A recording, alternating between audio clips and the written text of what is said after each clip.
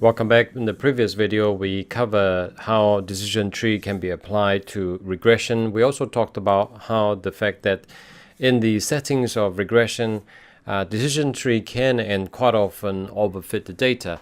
Now, I'm going to show you an illustration, a simple one and a quick one on the same illustration of overfitting that can also exist in the classification setting. So again, we're just going to import some data sets for our purpose.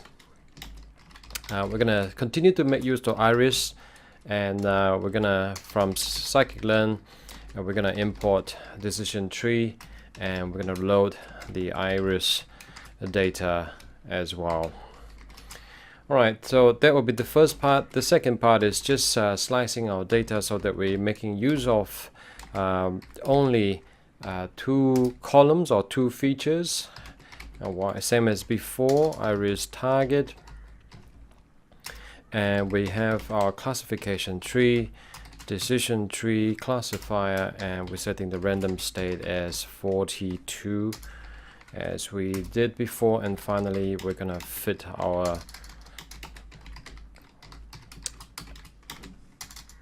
model.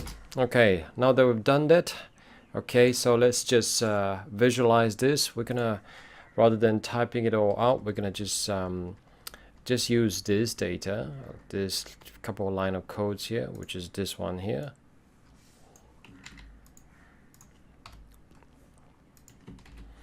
And run that, and we're gonna visualize that graph. It's good to graph, visualize, and the source is the above data.data, and let's just plot the graph out. Okay, here you have it. Again, the tree is massive. I can't tell from this how many layers thick it is, deep it is, but immediately look, we really have that same problem as we did before, samples of 4, samples of 1. And I think it goes without saying, and we've already seen this as clearly that, you know, this is a clear case of overfitting, and that's really for the depth. And then if you look at the actual width or breadth itself, it's really quite massive, really. Okay, so that really just to show you that, you know, overfitting doesn't just occur in the regression setting, but it also can occur in the classifier setting. Having done that, we're going to move away from overfitting now, and we're going to apply the so-called what we've learned so far, and start doing an exercise that I think you will find really interesting, which is we're going to make use of a brand new data set, and from this brand new data set we're going to develop it step by step in terms of our machine learning algorithm development process. So why don't we actually get started with this. Okay, so right.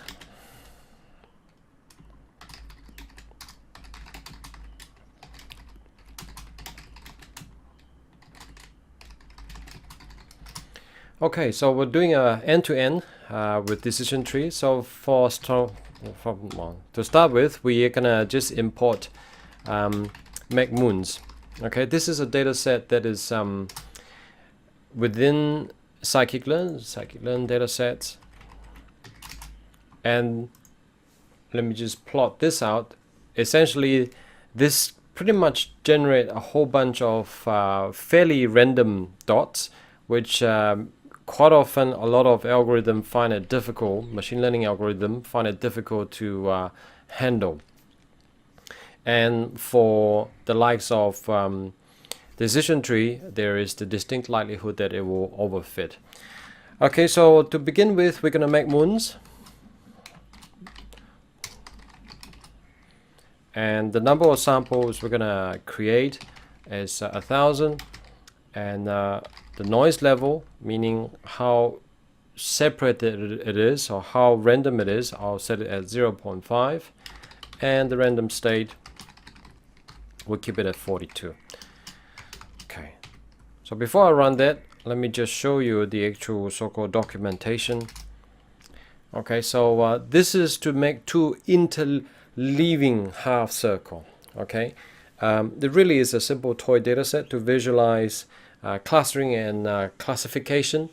And there are a couple of things. You can obviously set the number of samples. Default is 100. You can shuffle it if you want to, but it's not really necessary in our case. The noise, standard deviation of Gaussian noise added to the data. So really the idea here is to actually create noise and to see whether your algorithm can actually take that into account at all. The idea here is that we are interested in the trade-off between signal as well as noise, and see if the actual algorithm can actually detect the underlying signal rather than being confused by the actual noise itself. So we're going to have the X, I'm just going to call this X data, and we have the Y data. It's need a comma here. Right, so the data there, and we're going to run a tree classifier. We have a classifier 1 is tree, decision tree classifier, and we have a random state is equal to 42. So that's our first classifier. We also have a second classifier, again decision tree classifier, and then we have the random state again set at 42. Okay, there's a slight variation here in that we're gonna set, much like what we did before in illustration of minimum samples per leaf, I'm gonna set this at 10. So we have two classifier. Now having done that, the next thing that we want to do is actually split our data into training and test split as we did before. And the usual is X train, X test, the Y train, as well as the Y test is equal to the train test split. And we have our X data, we also have our Y data, and the test size, we're gonna make it 10%, and we set our random state is equal to 42. Okay, so what we've done so far is just the basics, really just created data for our model to actually start working on. We've split our data into a 90% to 10%. And what we want to do right now is do actually a grid search with cross-validation, basically using what is built into the scikit-learn, which is the grid search cross-validation class, to find the hyperparameters that we want to actually improve on. Now, the one thing that we've done so far is keep switching back and forth between the leaf size, correct? So what we want to do now is to just fit it to see if we can actually find an ideal one without us having to do trial and error. So sklearn model selection, we're going to import the grid search. Okay, and let's run that. The parameters that we want to actually optimize here is the maximum leaf nodes. Nodes is it's basically a list that we're looking at. So we want to try from, because we have 1,000 sample size, let's just 2 to 50 I think will be sufficient. I don't know how long this will run, and it's arranged that we want to generate. Okay, so basically we're asking the grid search here to search from 2, 3, 4 all the way to 50. Okay, so that's the first thing. And the second thing is the minimum sample split. Okay, and we are doing this on 2, 3, and 4. Okay, so that's the parameters. So we'll perform the grid search now. Search CV, store that into this data. We have our grid search. CV is the decision tree. I think I need a tree, decision trees classifier. Again, we set the random state is equal to 42, and fill in the parameters. We're going to use all of our calls, and the output is verbose. Right, so now that we've done that, so let's just run the grid search now. Grid search, and we're gonna fit it into the X train as well as the Y train data. All right, I don't know how long this is gonna run, so let me just try that out. Well, it didn't work that well. Got an unexpected number of jobs. Okay, so we got an error. Remote traceback pending.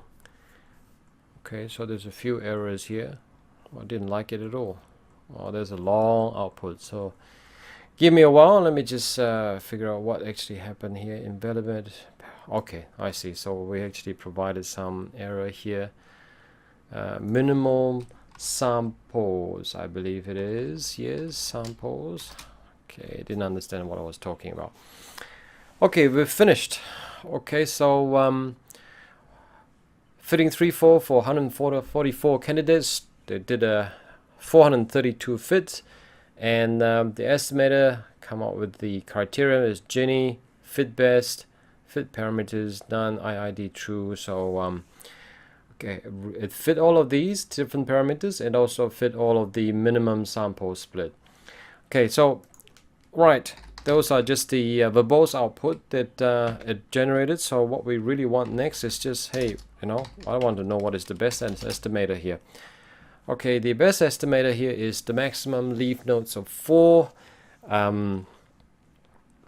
Minimum sample leaf is equal to 1. Minimum sample split is equal to 2. Okay, right, having done that, so let's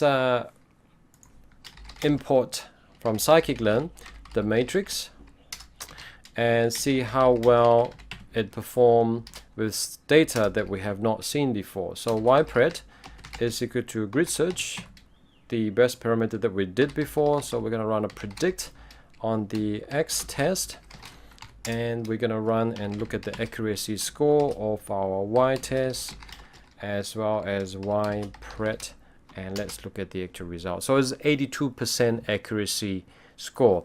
Now remember, we did this too before. You're probably wondering, why did he do that? That's really because I want to actually benchmark it against these two, all right, just to see. This one has no restrictions on the depth, and this one actually has a restriction of the minimum sample leaf size of 10. Okay, so we need to actually, of course, fit it first. Let's fit it. So CL1 fit, and then we have the X train, and then we have the Y train, and then we run our Y. Basically the rest is actually the same as this, with the exception we do need to change this to CL1. So alright, let's see if I've got it all correct. CL1 tree decision, we already done that. We're fitting into the X train and Y train. Yep, the rest looks good. Okay, so let's run this and look at the accuracy. Okay, so maximum with no restriction of depth, the performance drops substantially. What about if we actually have penalization of minimum 10? Run this, 89%. Well, interestingly enough, the grid search underperform against this. That's always an interesting exercise. Now the question really is, why is it that the grid search wasn't able to actually find finer parameters that actually outperform this? Well, have you thought about that for a moment? I think the answer is this, because when we actually did a parameter grid search, we didn't actually search everything. There are actually a lot more that you can actually search on. What we've done here really is only 2 parameter search scan. One is the maximum leaf nodes and the other one is minimum sample split. Whereas we didn't actually test this minimum samples leaf at all. The question I'm sure that is on your mind is, what is it that I can actually search? So the one way is to actually type the classifier that you've instantiated .get perms, and we did cover this before. So these are the different so-called parameters that you can search, from max depth, max features, leaf nodes, and all the way. So there are a lot of features that you can search. We didn't do that here in our grid search. I've just illustrated here, so you can actually set up a parameter that you can actually search through all of those. Okay, well, having done that, I think the next exercise is probably a very obvious one. I'm going to turn it over to you as an exercise now, that you try fitting all of these. Okay, and give that a go. You're most likely going to get some error because right now you probably don't know what are the input parameters to these. Well, the best thing to do is try it out. You might not want to try all at the same time. It might be better to actually just do it incrementally. The most obvious one is the minimum samples leave. The reason that the CL2 outperform is because the minimum samples leave was actually set at 10.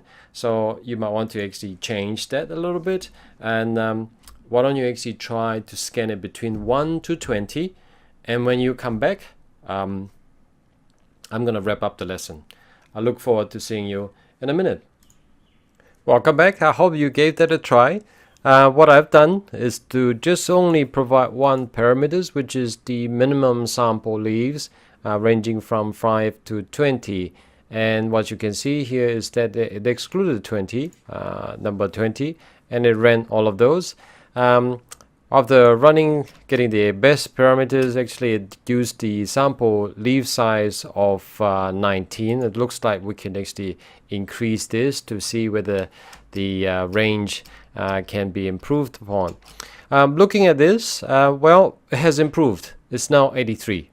Okay, it's not 89. It has improved. So, and that's really the whole intention of the exercise, is that just to actually get you familiar with the grid search. And hopefully you've at least grasped the idea of how to actually do grid search. Although we've done this before, but it nevertheless is actually useful to do this as an exercise to get a feel for it. With that, I'm going to end this lesson. When we come back, in the next lesson, we're going to look at where to from here. Decision tree obviously have suffered from the issue of overfitting and a few others. How do we actually improve from here on? Has the technology actually improved substantially for us to have other algorithms that we can use? I'll explain that in the next video. Look forward to seeing you then.